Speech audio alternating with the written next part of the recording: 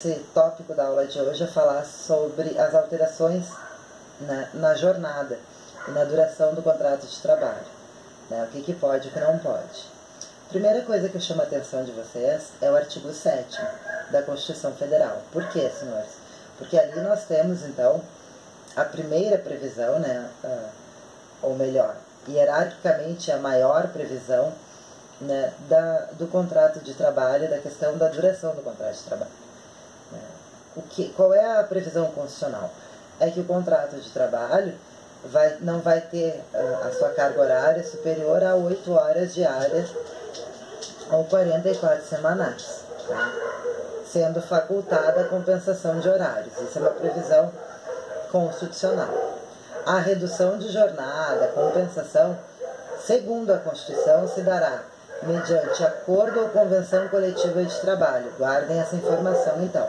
A Constituição diz que as alterações no contrato de trabalho vão acontecer, né, mediante acordo ou convenção coletiva. Peço desculpa pela cachorrada, mas você sabe que tem maior concentração de cachorro por metro quadrado é aqui na minha rua, né, inclusive aqui em casa. Bom, tendo dito para vocês que a Constituição Federal nos traz uma jornada de trabalho de 8 horas diárias, 44 semanais, né, que poderá ser reduzida ou compensada de acordo, mediante acordo ou convenção coletiva de trabalho. Guardando essa informação, vamos ver o que diz na CLT. Também na Constituição Federal diz que a jornada de 6 horas de trabalho, né, ela pode ser realizada em turnos ininterruptos de revezamento, exceto com alguma regra também da negociação coletiva. Que todos terão direito a repouso semanal remunerado, preferencialmente aos domingos, né? E a remuneração do serviço extraordinário superior em 50% à hora normal, ou seja, pagamento de hora extra. Essa previsão legal da Constituição Federal, ela vai ser, digamos que detalhada, né, lá na CLT, dos artigos 57 a 75 da CLT. Vamos pensar então como é que ficou a questão da jornada de trabalho após a reforma. Eu vou dar um pause aqui, que eu vou ver se eu consigo fechar a janela para diminuir essa barulheira aí. Só um pouquinho. Continuando então, vamos ver se agora dá certo. Então agora nós vamos passar a analisar os dispositivos da CLT. Eu peço que vocês já acompanhem aí a partir do artigo 58 da CLT nova. Tá? Abram então o artigo 58 para a gente fazer a leitura. O que diz o novo texto? Vocês vão ver que nos slides eu coloquei destaques da CLT, reforma e MP riscada. Por quê? Porque eu vou mostrar para vocês algumas coisas que saíram, porque vocês podem ter a CLT que ainda não está sem a MP. Essa aqui, por exemplo, ela está com a MP. Essa aqui, ela está sem a MP. Né? Essa loucura que a gente está vivendo, né, pessoal? Então eu vou tentar organizar isso na cabeça de vocês, se é que é possível, né? Bom, gente, é o seguinte, o artigo 58 da nova CLT, após a reforma, ele nos traz a seguinte colocação, que a duração do trabalho normal para os empregados em qualquer atividade privada não excederá 8 horas diárias, desde que não seja fixado outro limite. O que a gente vê na Constituição? 8 horas diárias, 44 semanais, essa é a regra. Por que já se coloca desde que não seja fixado expressamente outro limite? Bom, porque com a reforma trabalhista entrou, né, a jornada de 12 por 36. Então nós vamos ter uma jornada que vai ser expressamente autorizada de 12 horas. Por isso que colocaram então essa situação. Parágrafo 1º. Não serão descontados nem computados como jornada extraordinária as variações de horário no registro do ponto não excedentes a 5 minutos, tá? Observado o limite máximo de 10 minutos diários. O que quer dizer, senhores? Que quando o empregado vai marcar no relógio ponto a sua chegada ou a sua saída, né, que poderá haver uma variação de 5 minutos na entrada ou 5 minutos na saída, desde que não exceda 10 minutos. Por quê, senhores? porque a gente via muito, primeiro, o cartão ponto com a hora redonda, ou seja, todo mundo entrava às 8 e saía às 18. Não tinha variação. Sem variação nenhuma de minutos, a gente está com uma fraude evidente, né? Porque não tem como todos os empregados baterem cartão ao mesmo tempo. Todavia, havia também uma cobrança de horas extras, historicamente, né? Tendo em vista esse tempo que o empregado batia o cartão. Então, se ele demorava, batia o cartão 10 minutos antes e 10 minutos depois, isso configurava 20 minutos de hora extra por dia. E havia cobrança disso. Então, para resolver isso, o parágrafo 1º disse que vai ter um limite diário de 10 minutos. Então, uma tolerância de 10 minutos em bater o cartão. Então, se houver 10 minutos de hora extra por dia em razão do cartão, isso não vai ser cobrado do empregador, tá? Por isso que existe esse parágrafo 1º. O parágrafo 2º, ele veio, na verdade, de certa forma, a acabar com uma previsão que existia na súmula 90 do TST, que era as horas em itinere. Vamos ler primeiro o parágrafo 2º e depois eu explico a súmula 90 do TST. O tempo despendido pelo empregado desde sua residência até a efetiva ocupação do posto de trabalho e para o seu retorno, caminhando ou por qualquer meio de transporte, inclusive fornecido pelo empregador, não será computado na jornada de trabalho, por não ser tempo à disposição do empregador. Por que eu risco aí a súmula 90? Que a súmula 90 ela trazia a seguinte colocação. Ela tratava das horas em itinere. E ela dizia assim, ó, tempo de serviço, né? O tempo despendido pelo empregado em condução fornecida pelo empregador até o local de trabalho de difícil acesso ou não servido por transporte público regular para o seu retorno é computável na jornada de trabalho. O que queria dizer, né? O que dizia essa súmula? Que se o local que você trabalhasse não tivesse serviço público de ônibus, né, e fosse de difícil acesso, e o empregador fornecesse um ônibus ou algum meio de transporte para levar e buscar os empregados, esse período era computado como um período de prestação de serviço. Então, o empregado recebia pelo tempo que ele estava dentro desse transporte. A partir da inserção do parágrafo 2º, isso não é mais cobrado. O horário de trabalho começa no momento que o empregado entra no local de trabalho e termina quando sai. O período que ele está dentro do transporte não é computado. Portanto, a súmula 90 do TST acabou sendo tacitamente revogada pela inserção do parágrafo 2º. Tá? O artigo 58 anterior, o parágrafo 2º, dizia, né, que tratando-se de local de difícil acesso ou não servido por transporte público, né, e o empregador fornecendo a condução, então ele dizia a mesma coisa que a súmula 90, contaria como tempo de serviço. Agora não conta em nenhuma hipótese, tá? Tá bem claro o parágrafo 2º, né, o horário de trabalho vai ser computado efetivamente no momento que entra para trabalhar e que sai para trabalhar. Acho que não tem grandes problemas em relação a isso, né? Só para quem já tinha conhecimento desse dispositivo de lei, ficar atento que isso mudou, né? O artigo 58A, inserido agora pela CLT nova, né, ele vai tratar do trabalho em tempo parcial. Tá? Na redação antiga, o trabalho em regime de tempo parcial era aquele que não excedia 25 horas semanais. Essa é a regra antiga. Qual é a regra nova? Vamos ver. Leiam aí o 58A, acompanhem, né? Considera-se trabalho em regime de tempo parcial aquele cuja duração não exceda 30 horas semanais, sem a possibilidade de horas suplementares semanais, ou ainda aquele cuja duração não exceda 26 horas semanais, com a possibilidade de até 6 horas suplementares semanais. Ou seja, 30 horas semanais sem efetuar hora extra, ou 26 horas semanais com a possibilidade de 6 horas extras por semana. Então, isso é o que se trata de regime de tempo parcial. O que dizem os parágrafos, né? Vamos dar uma lidinha agora nisso. Deixa eu só procurar aqui na CLT. Deixa eu achar ela aqui. É muita CLT, né? A gente tá aqui. 59A. O salário a ser pago aos empregados sob o regime de tempo parcial será proporcional à sua jornada em relação aos empregados que cumprem na mesma função o tempo integral. Então, gente, o que quer dizer esse parágrafo? Que tem que manter a isonomia salarial.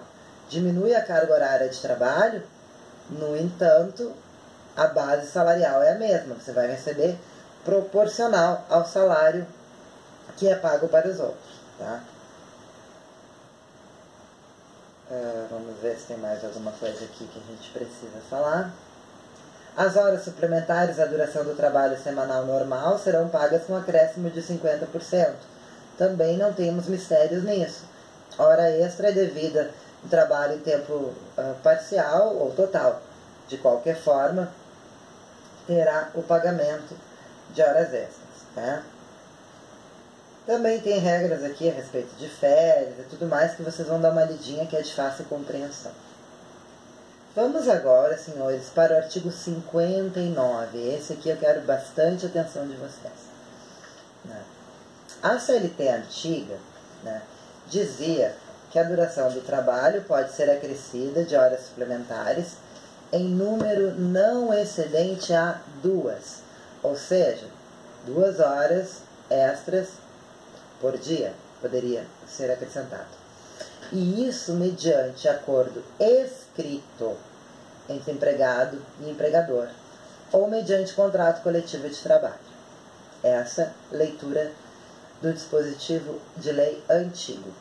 Após a CLT, o texto ficou assim: a duração diária do trabalho pode ser acrescida de horas extras em número não excedente a 2, regra constitucional, né, gente? Por acordo individual, convenção coletiva ou acordo coletivo de trabalho. Bom, o que chama atenção aqui? A expressão acordo individual substituindo a questão do acordo escrito entre empregado e empregador, né? Pela nova leitura da lei, não há necessidade de ser feito o acordo escrito. Dica da prof. Faz escrito, né? Porque é complicado fazer a prova de que esse acordo foi feito efetivamente. Como é que tu vai comprovar que foi feito esse acordo com o teu empregado, né? E mesmo que foi feito, né, gente, será que a vontade do empregado e do empregado, né, está sendo respeitada, né? Então, assim, eu, empregador, faria o acordo por escrito. E tem mais, né? Se a gente observar as regras do 611B da CLT, eu entendo que esse acordo individual só pode ser feito se houver a previsão em convenção ou acordo coletivo, né, de que ele será feito. Mas interpretações poderão vir, como eu tenho dito para vocês. A gente não sabe como será interpretado daqui para frente. Então, assim, ó, parágrafo único. Passando o slide, vocês vão ver o 59A. Eu quero que a gente dê uma lidinha. E já observem que no momento que caiu a MP, deixa de existir o parágrafo 2º, tá? Então, risca aí o parágrafo 2º do 59A. E a partir de agora, nós só temos o parágrafo único do 59A, tá? Risca aí o parágrafo 2º se tu tem a CLT com a medida provisória, tá? Olha lá o que diz o artigo 59A. Em exceção ao disposto no artigo 59 dessa consolidação, é facultado às partes, mediante acordo individual escrito, aqui está claro que é escrito, convenção coletiva ou acordo coletivo de trabalho, estabelecer horário de trabalho de 12 horas seguidas por 36 horas ininterruptas de descanso, observadas ou indenizados intervalos para repouso e alimentação. Lembra que eu expliquei para vocês, né, que lá no 58, quando entra aquela regra dizendo se não for estabelecida outra carga horária, né, foi por isso, pela jornada de 12 por 36, que está presente no artigo 59A. Prestem atenção no que diz o parágrafo único do 59A. Ele diz que a remuneração pactuada, combinada então pela jornada por 12 por 36, já abrange os pagamentos referentes a descanso semanal remunerado, descanso em feriados, tá? E que serão considerados compensados feriados e prorrogações de trabalho noturno quando houver. Então, o que ele está dizendo é que não vai haver pagamento suplementar, né, referente a descanso semanal remunerado, descanso em feriado, porque o valor que você contratar uma pessoa para jornada por 12 por 36 já compreende o pagamento dessas situações. É isso que diz ali. Tá? Claro aí, pessoal?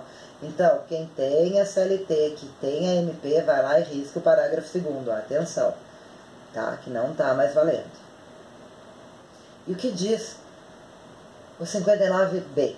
Né? Que o não atendimento das exigências legais para compensação de jornada, inclusive quando estabelecida mediante acordo tácito, olha aí o acordo tácito, eu não curto isso aí, não implica a repetição do pagamento de horas excedentes à jornada normal diária, né, se não ultrapassada a duração máxima semanal, sendo devido apenas o respectivo adicional. O que isso quer dizer, gente? Que se você trabalhar horas extras, tá, fora, né, da tua jornada normal, que você não terá direito a pagamento 2 vezes dessa hora, ou seja, você vai receber a hora trabalhada, tá, e somente o adicional referente a ela. Isso também é para corrigir um problema que acontecia, que quando não se dava, né, os intervalos de descanso, os juízes costumavam condenar, né, o empregador ao pagamento dessa hora trabalhada mais da hora suprimida com adicional. Então, o artigo 59B veio corrigir esse problema, mas que a jurisprudência já havia corrigido, mas agora está na CLT. O parágrafo único diz, né, que a prestação de horas extras habituais não descaracteriza o acordo de compensação de jornada e o banco de horas. Bom, o que vinha acontecendo antes, gente? Com a súmula 85 do TST, que eu coloquei aí nos slides e que eu gostaria que vocês dessem uma lidinha depois, né, a gente vê, por exemplo, que a compensação de jornada deveria ser feita por um acordo individual escrito. Agora, pela nova regra do 59, só diz acordo individual. Eu ainda insisto, faz escrito, tá? Eu acho que tem coisas que não custa um pouquinho de prevenção, né, gente? Canja de galinha, né, não faz mal a ninguém, então vamos lá, né? Faz por escrito, não custa nada, né? Porque a gente não sabe o que vai acontecer. Eu faria por escrito, tá? Era o que dizia a súmula 85 do TST. De qualquer forma, a lei não traz essa exigência. A não ser, claro, quando a jornada for de 12 por 36. Aí deve ser por escrito, tá ali. É uma jornada especial. Né? Outra situação que a súmula já havia resolvido é a questão da repetição da hora, né? Que é devido apenas ao adicional. Isso já estava resolvido na súmula, é o que está lá. O item 4 da súmula 85 é que agora tem uma... que está ao contrário na lei, né? Antes, a prestação de horas habituais descaracterizava o acordo de compensação de jornada, tá? Agora, e se sendo pagas como hora extra, agora, pela nova lei, né, fica determinado, então, né, que não descaracteriza, mesmo que seja uma prestação de horas extras habituais. Passando para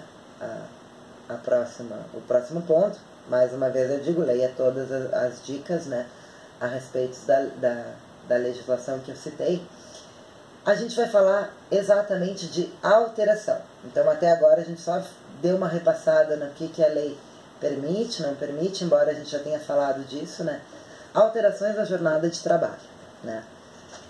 A ampliação da jornada de trabalho, né? Pode? Não pode? Como é que fica, né? Primeiro, o que a gente tem que verificar, né? Se é lícita, né? Então, verificar a ilicitude, regularidade e efeitos nas situações, né? Alterações ampliativas, ou seja, aumentar o número de horas que serão prestadas, né? Como é que elas podem ser feitas? Por acordo, por regime de compensação.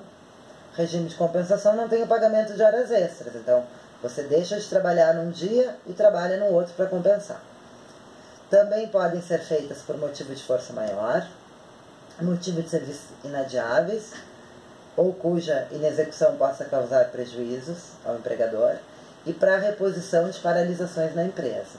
Onde é que a gente encontra isso, gente? Do 59 ao 61 da CLT e na própria Constituição Federal, tá? No artigo 13 da... artigo 7º, inciso 13 da Constituição. O que são alterações ditas irregulares, né? São aquelas que não estão permitidas por lei. Então, aquilo que a lei não permite, não poderia ser feito. Mas elas produzem, de fato, os mesmos efeitos, né, do que as regulares. Então, pagamento de hora extra, né, exceto, claro, a imposição de penalidades administrativas à empresa, porque não há previsão, então não pode fazer a penalização. De qualquer forma, se for feito um acréscimo, né, de horas além daquilo que a lei permite, poderá haver, sim, a cobrança de horas extras. Aquele princípio básico, né, gente, de não deixar que aconteça o enriquecimento ilícito do empregador. Então, porque não está previsto que eu possa fazer 12 horas sem ser o acordo de 12 por 36 e eu vou me beneficiar disso? Não vai se beneficiar. Então, essa é a questão. Quais são os efeitos dessas alterações ampliativas na jornada de trabalho? Muito tranquilo. Trabalhou mais, o que tem direito, gente? Ao adicional de hora extra. De quanto é? 50% sobre o valor da hora normal. Exceção. Quando não vai acontecer o pagamento do adicional de 50%, gente? Quando houver regime de compensação. Porque no regime de compensação, eu trabalho num dia, folgo no outro para compensar. Então, nessa situação, não há o pagamento de horas extras. Jornada suplementar habitual. As horas extras percebidas detêm natureza salarial. Então, se eu sempre trabalho em jornada habitual, essas horas acabam sendo computadas com natureza salarial para todos os fins. Regra geral. A remuneração da hora extra será obtida levando em conta a hora normal, acrescida das parcelas de natureza salarial. Isso para fins de cálculo, tá? E a redução da duração do trabalho, hein, gente? As reduções por ato unilateral ou por acordo individual têm validade se não implicarem em redução salarial. Isso a gente viu lá quando a gente estudou princípios, lembra? Que era o princípio da proteção ao salário, irredutibilidade salarial, né? É isso aí. Então, em regra, tá? Eu não posso reduzir a jornada de trabalho se isso implicar em redução salarial. Exceção. Exclusivo interesse do empregador. Do empregado, né?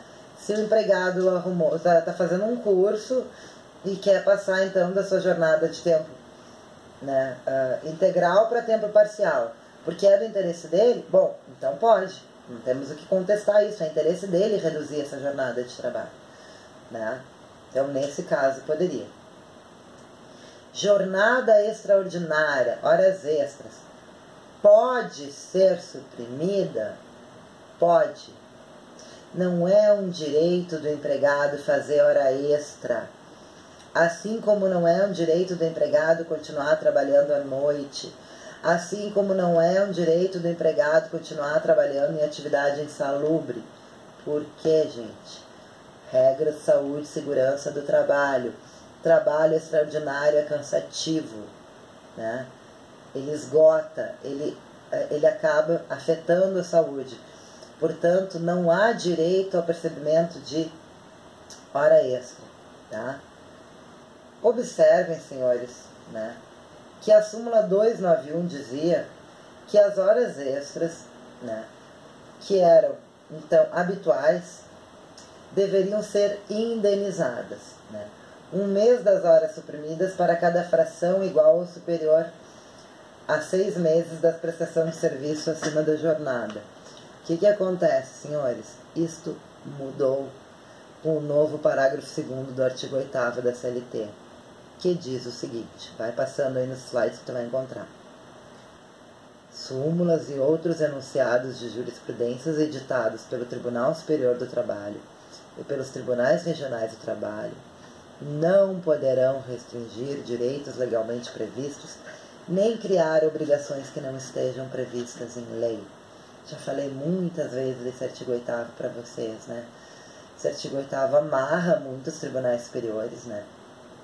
E, de certa forma, fez com que a súmula 291 do TST também desaparecesse, que ela previa, então, uma indenização, porque as horas extras eram, então, recebidas com habitualidade há muito tempo, né? E agora não.